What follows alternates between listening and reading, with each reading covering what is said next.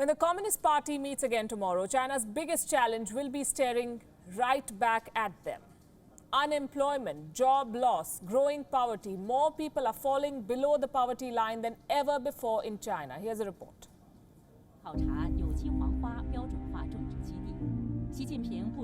When Xi Jinping traveled to Shanxi in China, his agenda was simple. He was there to study the poverty alleviation work in the province. The Chinese president was trying to send a message that China has won the war on poverty.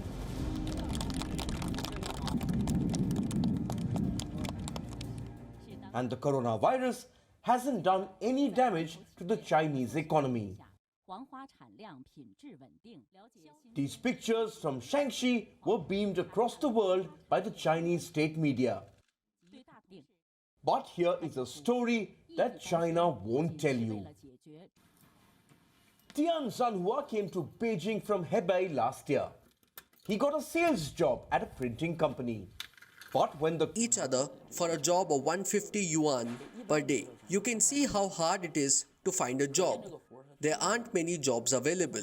We would agree to work for 10 or 11 hours at a construction site in the burning sun for just 150 yuan.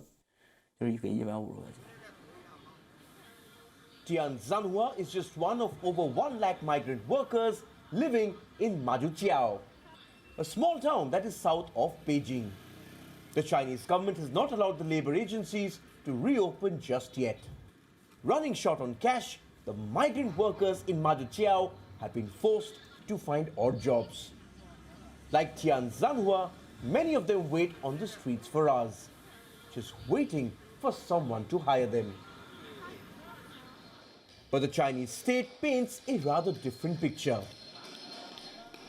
Recently, Xi Jinping addressed the Maonan people, an ethnic group in China. The Chinese state media published a commentary on the interaction. It claims that the Maonan people have shaken off poverty and their lives have improved. The Chinese state media has been frequently publishing such narratives because unemployment and poverty is now a political hot potato. Last month, a Chinese brokerage firm had to retract a report. It had claimed that unemployment in China was at 20%. That's far higher than the official data. In April, China had claimed that its unemployment rate was at 6%. But these numbers were limited to urban China. Any challenge to the official narrative is met with a backlash. The Chinese state media is aggressively attacking those who raise questions. When doubts over the unemployment data arose, the Global Times kicked off a series in the defense of the Chinese state. But the numbers don't add up. Many experts call the Chinese unemployment data a gross underestimation. The Economist Intelligence Unit says that around 10% of the Chinese workers have lost their jobs. The ground reality reflects those estimates.